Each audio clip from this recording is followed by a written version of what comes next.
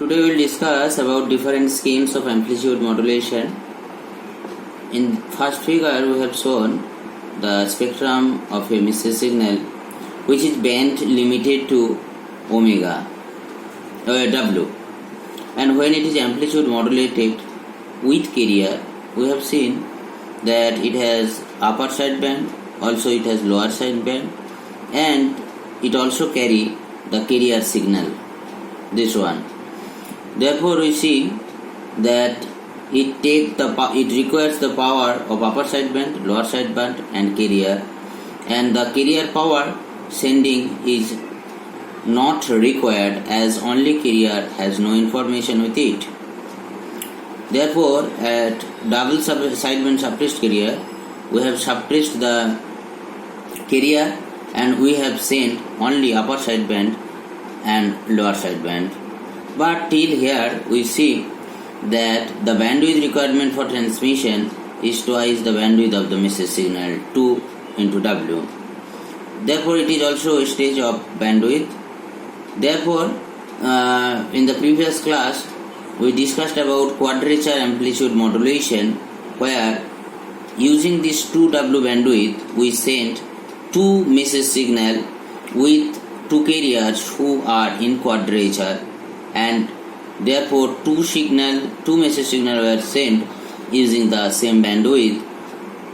Another scheme to overcome this problem of double sideband is SSBSC, single sideband and suppressed carrier.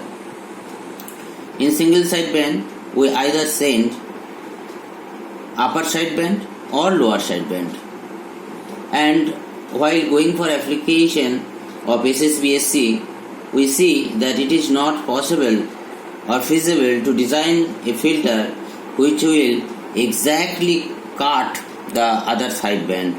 Therefore for practicality we have used another method of amplitude modulation, that is VSBSC, vestigial sideband suppressed carrier, where some portion of other sideband is taken with the compromise of a little bit higher bandwidth and power requirement than that of SSBSC. Now in the previous class we discussed about quadrature amplitude modulation. DSBSC we have also discussed. Today we will discuss about SSBSC. Students are requested to go to page number 6 as written at the header of the page. So here if you see these figures, you will see that at figure A we have the message signal MW, which has two parts, M minus W and M plus W. That means the message signal pass with frequency positive and with frequency negative. Then it is DSBSC is done, its upper sideband, when SSB is done, its upper sideband, two upper sidebands has been taken, and it is also possible that we will take the lower sidebands, and this will also be a type of SSBSC. That means either we can take the upper sidebands or the lower sidebands. Now we will try to derive the expression of a single sideband suppressed carrier modulated signal. It requires some mathematical expression and calculation, and it is little bit tricky than normal amplitude modulation or DSBSC. So how to do that? For that we will go for some Fourier transform assumption or our previous experience, that the Fourier transform of a real signal, say e to the power minus a t into ut, if we take this example, it is always an even function. But if we consider m plus omega only, you see this is not an even function. M omega overall is an even function, but m plus omega or m minus omega, these are not even function. Therefore m plus omega or m minus omega and its corresponding actually the m plus t, if we take the inverse Fourier transform this and represent m plus t, that means inverse Fourier transform of this m plus omega. This is the notion we will use. And m minus t, that is inverse Fourier transform of m minus omega. These are complex function m plus t and m minus t, because their Fourier transform, that is m plus omega and m minus omega, are not the even function. Therefore, we can represent as m plus t and m minus t as complex valued function. Therefore, it will have some real part and it will have some imaginary part. The real part is mt, message signal itself, and the imaginary part is called Hilbert transform of the message signal.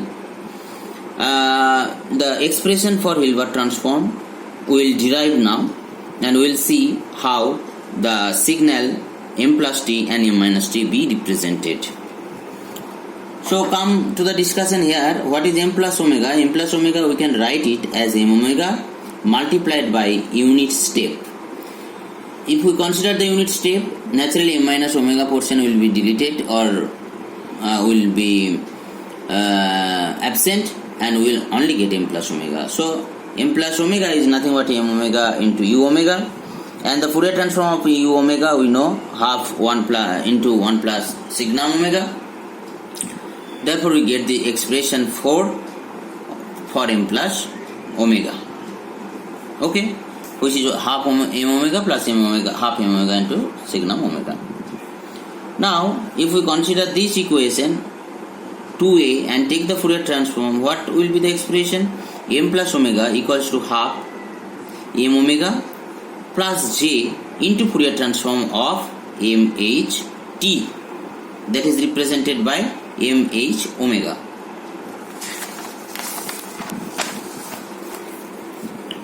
Comparing expression 4-5, we are getting that mh omega is nothing but 1 by j, that means minus j, m omega into sigma omega.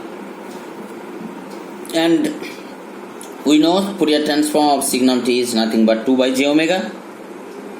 And using duality principle of Fourier transform, we can easily see that 1 by pi t, if we take its Fourier transform, it will give us minus j into sigma omega. So, if we consider these two equation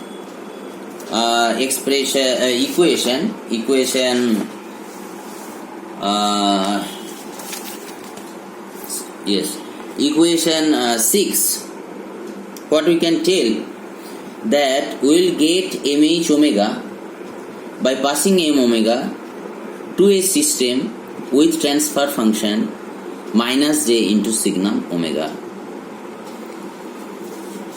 And from here we see that Fourier transform of 1 by pi t is minus j into sigma omega. Now, using convolution property in time domain, g1t, g2t Fourier transform, if we take the convolution of g1t, g2t, that will be multiplication. Therefore, mt convolution 1 by pi t, Fourier transform will be m omega into Fourier transform of 1 by pi t, that is minus j sigma omega. In that way, from equation 6 and 7 we get mht is nothing but mt convolution 1 by pi t. The final expression is written here. So what is the Hilbert transform? Hilbert transform of mt is obtained by passing it to a system which has the impulse response 1 by pi t. I think the relation between impulse response and transfer function is known to you. The Fourier transform of impulse response is transfer function, and I think you also know that if we send a signal xt through a system having impulse response ht, output is xt convolution ht, or in frequency domain the output is x omega into h omega. Using this property, we have derived the expression of the mht or mh omega. So what is actually happening here? Here we have m omega, we are sending it to minus j sigma omega, we are getting m omega into minus j sigma omega. Now we know sigma omega is what? Plus 1 for omega greater than 0. For omega less than 0, it is minus 1. Therefore, if we substitute this signal omega for omega, different values of omega, what we get? H omega, that is minus j signal omega, equals to minus j for omega greater than 0, equals to plus j for omega less than 0. And we can express minus j as 1 into e to the power minus j pi by 2 in the polar domain. And again, so what is the angle for omega greater than 0 is minus pi by 2, and for omega less than 0 it is plus pi by 2. This is the happening, this is the phenomena that is happening here while passing a message signal through a system which has the transfer function minus j sigma omega, or which has the impulse response 1 by t. It actually, what it does, it actually the system which performs the Hilbert transform delay the phase of each spectrum component by pi by 2, or in other sense it acts as a phase shifter which shifts the phase of the input signal mt by minus pi by 2. Okay, because for positive it is minus pi by 2 and for negative it is plus pi by 2. Therefore we can tell it is a phase shift of minus pi by 2, or it has a phase, it is this transfer function has a phase of minus pi by 2 for omega greater than 0, omega less than 0.